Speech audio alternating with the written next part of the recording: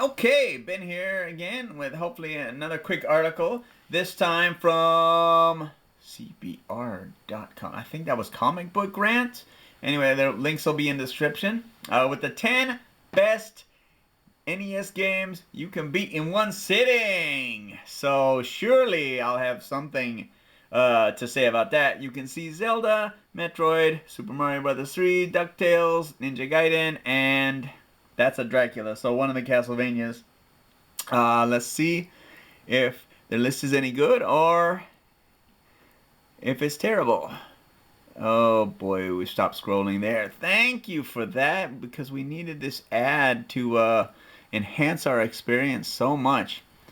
During the days of the Nintendo Entertainment System, gaming was changing. With the advent of home consoles, titles were becoming less focused on quick arcade action and more on deeper narrative-heavy experiences. Narrative-heavy, that's a bit of a stretch. Games no longer just tasked players with going until they ran out of quarters. Many had stories with endings that could be achieved. That is true. Okay, we're not going to do the Switch games. Unfortunately, many of these games didn't allow players to save because backup batteries for cartridges were expensive at the time. If players were lucky, they might have a password system. The following games are the best examples of 8-bit fun that can be completed in one go. And now you know why the site's so slow, because we got ads like that clogging it up. Anyway, can't argue with free, can you? Let's go, buddy.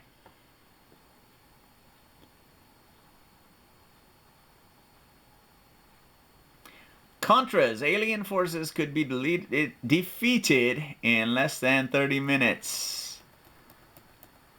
Very few games epitomize Nintendo hard quite like Contra, although there are some great YouTubers and streamers out there who can beat it on one credit and without the Konami code. Taking on the role of soldiers Bill and Lance. The game was a 2D run and gun with some brief 3D sections to spice things up. The numerous enemy soldiers, projectiles, and inability to take more than one hit made the 30 live codes essential. Oh, for most players who wanted to see the end. While the game is really tough, it's not very long. If players are skilled enough and manage to retain their sanity, they can purge the alien menace in less than 20 minutes. Retain their sanity, it's not that hard. Okay. Players must master the difficulty in Ninja Gaiden. Hey! We've been doing some From the Vault recently on the channel. Oh my god, let's go.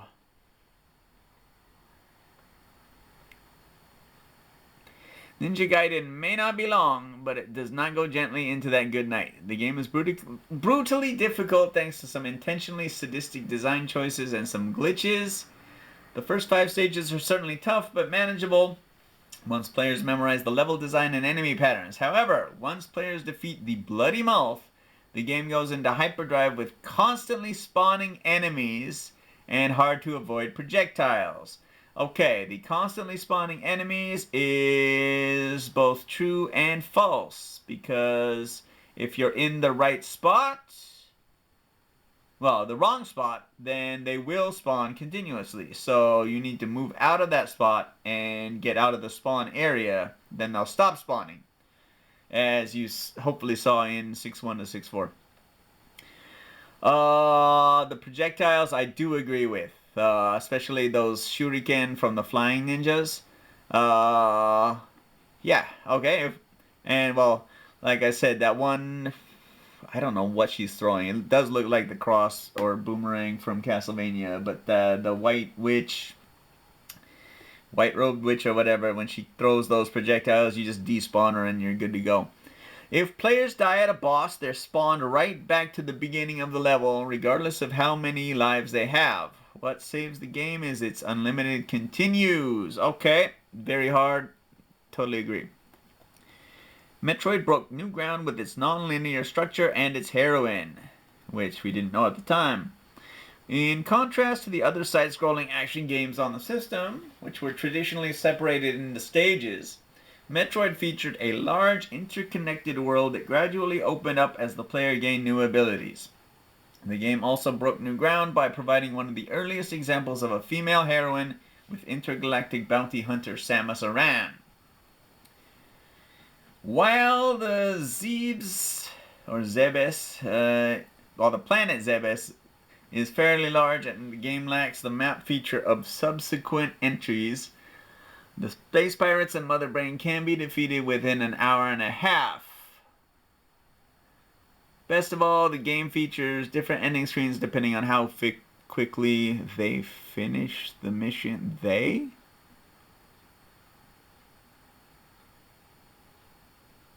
Players finish the mission? Okay, you kind of need a referent there. Anyway. Number 7, Little Nemo, the Dream Master, took players through the world of dreams. Okay, I have no idea about this one. So, based on the newspaper comics from animation legend Winsor McKay, and then current Japanese animated film adaptation Little Nemo, the Dream Master, took players on a journey through the magical world of Slumberland. By feeding creatures candy, players could harness the power needed to acquire the 6 keys hidden throughout each stage. The Dream Master was yet another example of Capcom making a quality title out of a pre-established property. While the game has plenty of tough sections, such as the train level, Nemo can successfully save King Morpheus within an hour. Interesting. Okay, well, if it's Capcom, then can't disagree with that. Although, I'm sure 10 is very difficult to have a list to make. Number 6, Mike Tyson's Punch-Out! Players can become a champ within the hour in Punch-Out! If you're good enough. Bringing the classic boxing title home to home consoles. Title to home consoles. Punch-Out! On the NES rewarded players who observed enemy tails and quick reflexes. Each fight is a part puzzle and part boxing simulator, as players are tasked with looking at enemy ticks that let players know when to attack or dodge. While some of the cultural stereotypes are a bit less palatable nowadays, the presentation shines with expressive characters and slick animations. Players can rise through the ranks of the World Video Boxing Association and defeat Mike Tyson or Mr. Dream in most re-releases in half an hour. Okay.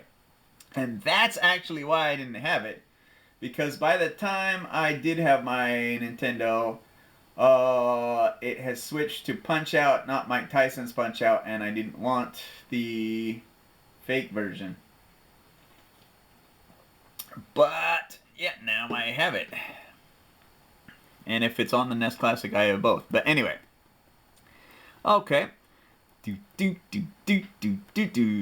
Players can solve a mystery and rewrite history in DuckTales. Woo! Okay, sorry about that. Capcom demonstrated its gift for crafting quality games with pre-established franchises during the days of NES.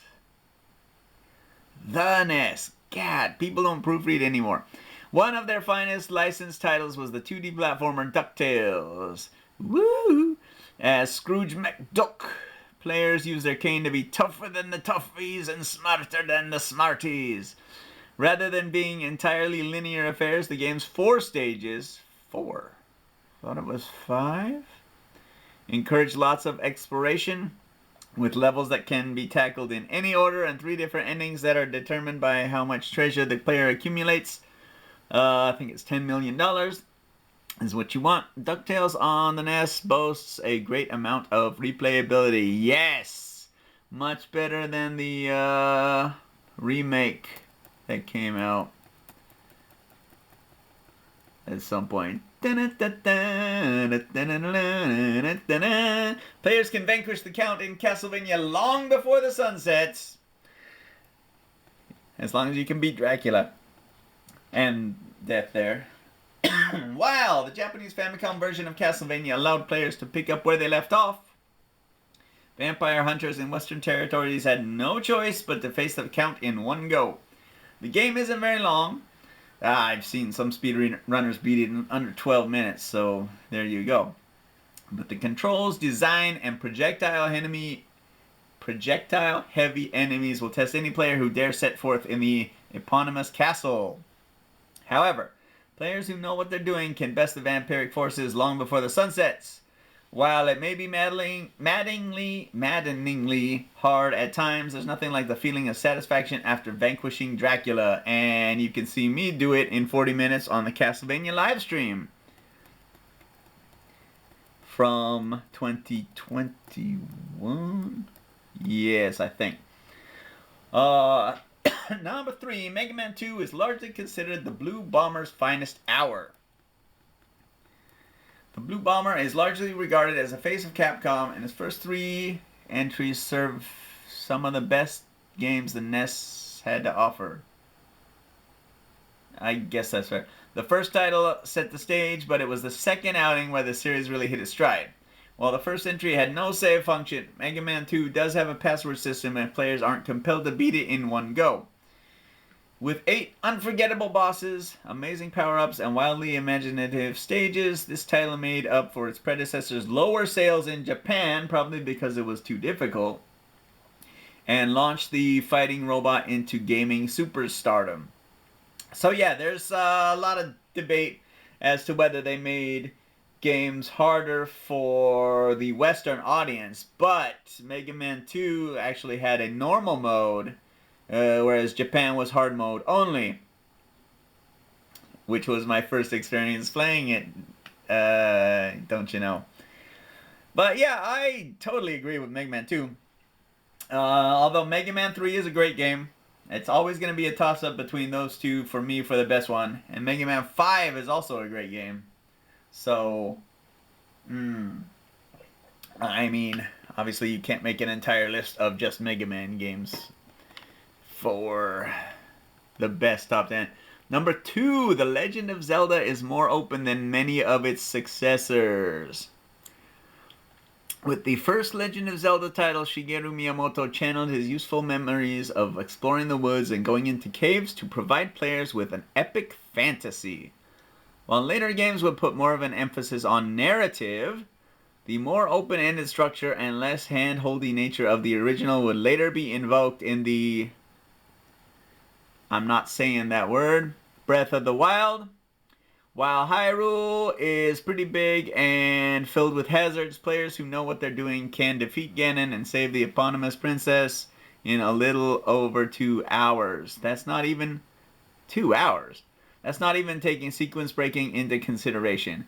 Okay, I think, well, last time I saw a world record done, I'm pretty sure it was Lack Attack, and that was under 35 minutes, so I think my recent best was 70 minutes, but I have beat it under an hour myself. Anyway, yep, boom boom. Super Mario Bros. 3 saw the plumber at his best. Okay, widely regarded as the best Mario title, Super Mario Bros. 3 made some smart refinements to the formula established in the first game and pushed the NES to its limits. With a new map screen filled with secrets to discover and enemies to challenge, the quest to save the princess featured different options and paths this time around. In addition, new enemies, power-ups, and abilities have helped spice things up. While later releases on the Super Nintendo and Game Boy Advance would sport a save feature, the original release must be completed in one session. Really? Really? That's all you're going to say about number 1. Okay, so first of all, yes, you can, do a 100% run, and I think Mitch Flower Power does it in about 70 minutes. So, yeah, you can do 100% if you're speedrunning the game that way. They also don't mention the easier way to beat the game quickly, which is getting the double whistle in 1-3 and the World 1 Fortress, and then warping straight to level 8. But you have to be really good to get through level 8 with the lack of items you're going to have from playing the game normally. Which is why in my live stream you saw me get some items and then I warped to 6 and then I think I warped to 8 because I didn't want to deal with the plant world. So there's more content for the future actually doing level 7. But anyway, so let's see. Super Mario Bros. 3, best NES games in one sitting, yep. Zelda, yep. Mega Man 2, yep. Castlevania, yep. Now, okay, personally, I would put Castlevania as number one, but I can see how it's gonna be too difficult for some people. So, yeah, not that these are all aren't difficult, but I don't know why I'm scrolling back and forth. But okay, so yeah, we're not the rankings aside. These games, yeah, DuckTales is good. I haven't done it yet. I don't even own it, so I guess I should get on that. But DuckTales, yeah, got no problem with that making the list. Mike Tyson's Punch Out, yeah, I mean it wouldn't be my first choice for a top 10 like this, but I can't disagree.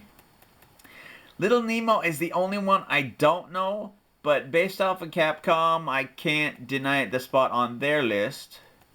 Metroid.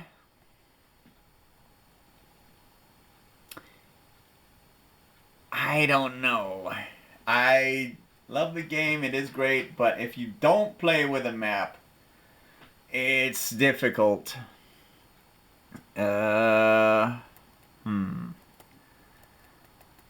Ninja Gaiden. Yeah, so I would definitely put Metroid, the original Metroid, lower than Ninja Gaiden on this list. This should be top 5 in my opinion. But again, the difficulty, which it even says in the headline, or I guess byline.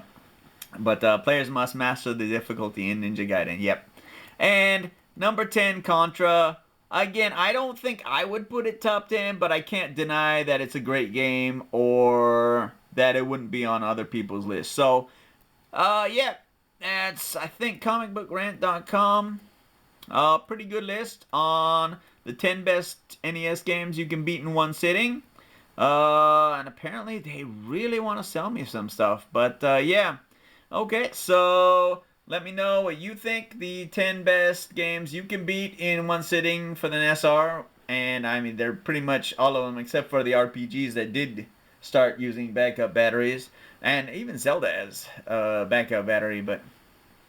But yeah, I mean, I have beaten Zelda 2 in one sitting. Is it one sitting? Less than 30. Wait. That says one sitting. This says less than 30 minutes. No, Contra's Alien Forces Kid. Okay. Anyway. But yeah, let me know any other games that can be beat in one sitting. Let me know if you agree or disagree with the list. And until next time, thanks for watching and have a good one.